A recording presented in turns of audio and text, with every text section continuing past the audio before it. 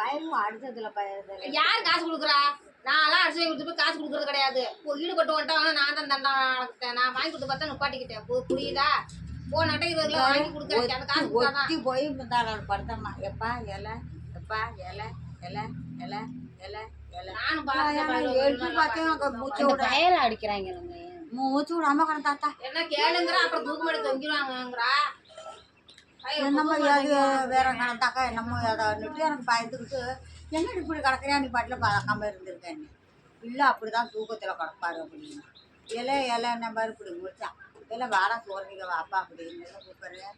போ அப்புறம் நான் தின்னுக்கிறேன் அப்படின்னு நான் பாட்டில் எதிர் பாட்டில் வந்துட்டேன். நீ போயிட்டு காயை அரைச்சிட்டு வளர்க்குற அப்போ தான் குழம்பு டீ போடுறா குடிச்சிட்டு போகிறேன் கொஞ்சம். நாங்கள் இப்போ தானே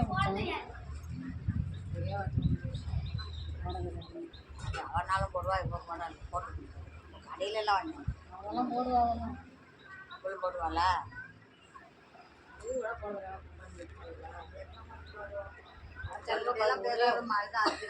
ஒரே வார்த்தை